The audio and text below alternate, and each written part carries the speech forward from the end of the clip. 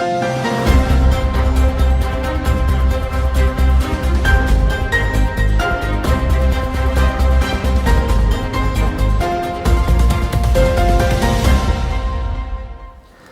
اللہ الرحمن الرحیم۔ السلام علیکم۔ ابرار رشید آپ کی خدمت میں ایک مرتبہ پھر حاضر۔ آپ سے درخواست کہ اگر ابھی تک آپ نے چینل کو سبسکرائب نہیں کیا تو سبسکرائب کر لیں، جو بیل آئیکن ہے اس کو ضرور پریس کریں، لائک کا بٹن دبائیں، کامنٹ کیا کریں۔ شکایات تو پہلے بھی میں نے اپنی ویڈیو میں ذکر کیا تھا کہ آ رہی ہیں کہ جناب میری ویڈیو کا نوٹیفیکیشن سبسکرائبرز کو، ناظرین کو نہیں ملتا۔ خیر، یہ معاملہ چلتا رہے گا، لیکن جناب سپریم کورٹ میں گیم نہ صرف الٹ گئی بلکہ کسی کے گلے پڑ گئی۔ یہ معاملہ کیا ہے اور آپ کو بتائیں گے کہ یہ بریگیڈیئر ریٹائرڈ علی خان کون ہیں، ان کا بیک گراؤنڈ کیا ہے، ان کا تعلق کس جماعت سے ہے۔ اور سب سے پہلے آج سپریم کورٹ میں ایک کیس تھا اور یہ بریگیڈیئر ریٹائرڈ علی خان نے ایک درخواست دائر کی تھی سپریم کورٹ میں 12 فروری کو کہ انتخابات میں دھاندلی ہوئی ہے، اس میں صاف اور شفاف انتخابات نہیں ہوئے، پی ٹی آئی کے جو امیدوار تھے ان سے کاغذات نامزدگی چھینے گئے، لیول پلینگ فیلڈ نہیں تھی، لہٰذا انتخابات کو کالعدم قرار دیا جائے اور 1 مہینے کے اندر اندر دوبارہ انتخابات کا حکم دیا جائے۔ اب جس دن یہ سپریم کورٹ میں درخواست دائر ہوئی، پٹیشن دائر ہوئی، اسی دن سوشل میڈیا پر، ٹیلی ویژن سکرینوں پر یہ خبر چلنا شروع ہو گئی، بلکہ پٹیشن کے مندرجات بھی جو ہے وہ دکھائے گئے اور اس کے بعد اس کی سماعت ہوئی۔ پھر یہ اس کو سماعت کے لیے منظور کر لیا اور آج کی تاریخ دی گئی اور اس پر 3 رکنی بینچ تشکیل دیا گیا جس کی سربراہی سپریم کورٹ کے چیف جسٹس قاضی فائز عیسیٰ کر رہے ہیں، اور اس میں جو دوسرے 2 معزز جج صاحبان ہیں ان میں جسٹس محمد علی مظہر اور جسٹس مسرت ہلالی۔ جسٹس محمد علی مظہر کا تعلق سندھ سے اور جسٹس مسرت ہلالی کا تعلق خیبر پختونخوا سے، جبکہ قاضی فائز صاحب جانتے ہیں کہ ان کا تعلق بلوچستان سے ہے۔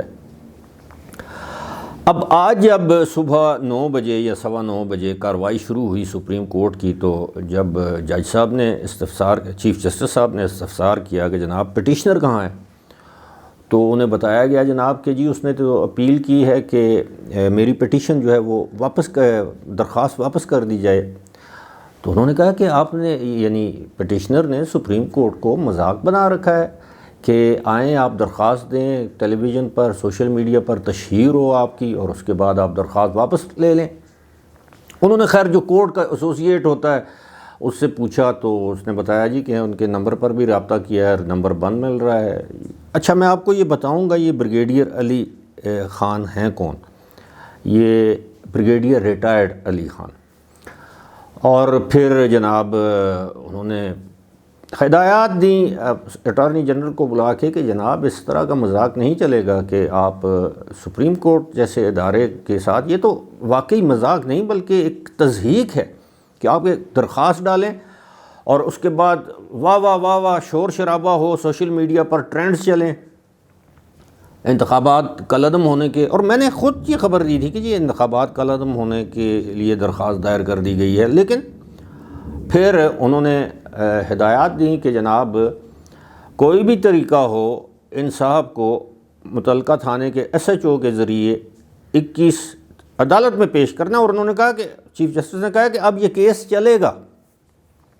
یہاں بات جو ہے نا، جس طرح میں نے بات کی تھی کہ گیم الٹ گئی ہے، کہ انہوں نے کہا کہ یہ تو کیس چلے گا، اب کیس چلے گا تو بات وہی ہے کہ بات نکلی ہے تو پھر دور تلک جائے گی۔ کس طرح چلی جائے گی کہ جناب یہ جو بریگیڈیئر علی خان ہیں یہ عمران خان کے سحر اور عشق میں مبتلا ہیں۔ جس طرح فوج کے بہت سے سرونگ اور ریٹائرڈ آفیسرز جو ہیں وہ عمران خان کے عشق یا سحر یا محبت میں گرفتار ہیں، یہ ان میں سے ایک ہیں۔ موصوف کے بارے میں میرے ذاتی جو دوست کہہ لیں، ذرائع کہہ لیں، انہوں نے بتایا ہے کہ جی انہیں ڈسپلن کی خلاف ورزی پر یہ ان کی GHQ میں تعیناتی تھی، ان کو گرفتار کیا گیا، ان کو سزا دی گئی، پھر ایک کرنل ریٹائرڈ انعام الرحیم ہے، انہوں نے ان کا کیس لڑا، پھر لاہور ہائی کورٹ سے ان کی سزا جو ہے وہ معاف ہو گئی یا ختم ہو گئی۔ یہ سزا یافتہ ہیں، اور ظاہر ہے ان کو ملٹری کورٹس، وہ جو ان کا اپنا جو سسٹم ہوتا ہے فوج کا، وہاں سے ان کو سزا دی گئی، لیکن ہائی کورٹ سے ان کو رہائی مل گئی۔ اب موصوف جو ہیں، بتایا جاتا ہے کہ ان کے 2 اپنے صاحبزادے اس وقت سرونگ آرمی آفیسرز ہیں۔ اب درخواست تو آپ نے واپس لے لی ہے، اب وہ ایک تو اس سارے معاملے پر اب انہوں نے اپنے جو صاحبزادے ہیں، جو بیٹے ہیں، ان کے ساتھ کوئی اچھا نہیں کیا۔ اور دوسری بات کیا ہے کہ یہ جب کیس چلے گا تو اس کیس میں دھاندلی کے حوالے سے الزامات سامنے آئیں گے، تو پھر وہ لیاقت علی چٹھا، سابق کمشنر راولپنڈی، جس نے یہ کہا تھا کہ اس میں سپریم کورٹ کے chief justice, chief election commissioner بھی انوالوڈ ہیں، انہیں بھی کچہری چوک میں سزائے موت دی جائے۔ سپریم کورٹ کے جج کا، چیف جسٹس کا الیکشن سے کیا لینا دینا؟ بہرحال بلایا تو جائے گا کہ جناب آپ بتائیں۔ اب دوسری جانب معاملہ یہ ہے، کہانی یہ ہے کہ جناب یہ بھی ذرائع اور مصدقہ ذرائع کے حوالے سے آپ کو یہ اطلاع دے رہا ہوں، خبر دے رہا ہوں کہ وہ جو لیاقت علی چٹھا ہیں، ایک تو یہ ہے کہ ان کے کنیکشنز بھی PTI کے ساتھ اسٹیبلش ہو گئے ہیں۔ ان کا کوئی فرنٹ مین تھا، ایک پرائیویٹ لیول کا انہوں نے PA یا PS رکھا ہوا تھا حافظ آباد میں، اس کے گھر پر چھاپا مارا گیا، وہاں سے بہت سی چیزیں تحویل میں لی گئیں، جن میں موبائل فون، لیپ ٹاپ اور دیگر کاغذات وغیرہ شامل ہیں۔ جو ان کے پراپرٹی کا جو بزنس ہے، راولپنڈی میں بھی سنا ہے کہ کسی ہاؤسنگ سکیم میں ان کا کچھ حصہ ہے، اور لاہور میں بھی ہے۔ بہرحال اس کے بعد ان کے ایک کزن ہیں، بتایا جاتا ہے کہ احمد چٹھا، وہ PTI کے حمایت یافتہ امیدوار تھے اور کامیاب ہوئے ہیں الیکشنز میں۔ اور اب میرا ذاتی خیال، خیر میں اس خیال کی جانب نہیں جاتا، لیکن کیونکہ وہ تھوڑی سی خطرناک بات ہے جس کا ثبوت فی الحال میرے پاس نہیں ہے، اس لیے وہ اگر آپ کو یاد ہو کہ ایک قرارداد وکلاء برادری کی جانب سے ایک منظور ہوئی تھی کہ چیف الیکشن کمشنر مستعفی ہو جائیں اور پتہ نہیں کیا۔ خیر، اب یہ جو اب لیاقت علی چٹھا کا کچا چٹھا کھل کر سامنے آ رہا ہے۔ اب ان کو بلایا جائے گا، ان کے پاکستان تحریک انصاف کے ساتھ روابط، ان کے کانٹیکٹس، ان کے میسیجز، سب کچھ جو ہے وہ سامنے آ چکا ہے۔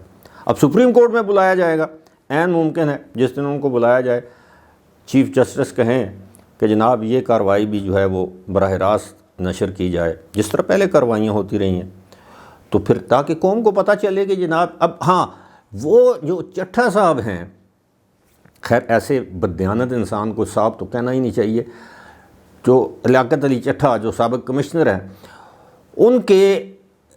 انہوں نے اب یہ کہنا شروع کر دیا ہے جی کہ میرا تو دماغی توازن درست ہے ہی نہیں، مجھے تو پتہ ہی نہیں اس نے میں نے کیا بات کی ہے۔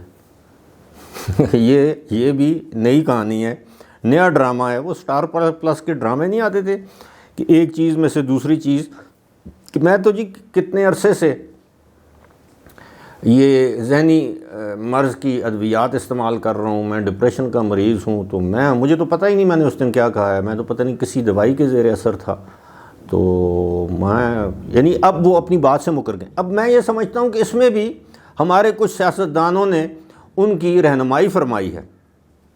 رانا ثناءاللہ نے، پنجاب کے جو نگراں وزیر اطلاعات ہیں عامر میر، انہوں نے بھی کہا تھا جی یہ ذہنی مریض ہے، یہ خودکشی تو ذہنی مریض کرتے ہیں۔ لیکن یہ بات سوچنے والی یہ ہے کہ مجھے پتہ ہے، الحمدللہ میرے دونوں والدین سرکاری ملازم تھے اور اعلیٰ عہدوں پر ریٹائر ہوئے ہیں۔ میرے خاندان میں بہت سے لوگ بڑے بڑے سینئر عہدوں سے ریٹائر ہوئے ہیں یا ابھی بھی سرو کر رہے ہیں، اور کوئی ڈی ایم جی میں، کوئی فارن سروس میں. خیر میں اس کی طرف نہیں جانا چاہتا، لیکن اتنا مجھے معلوم ہے کہ جتنے بھی سرکاری ملازمین ہیں ہر سال ان کو اپنے ایک میڈیکل سرٹیفکیٹ اور فٹنس سرٹیفکیٹ جو ہے وہ جمع کروانا پڑتا ہے، جو کہ آپ کا ڈسٹرکٹ ہیلتھ آفیسر کے آفس سے، کسی زمانے میں اس کو سول سرجن کہا جاتا تھا، وہاں سے تصدیق شدہ. تو کیا ان کے جو جتنے بھی سرٹیفکیٹس جمع کروائے گئے ہیں تو وہ بھی جعلی تھے؟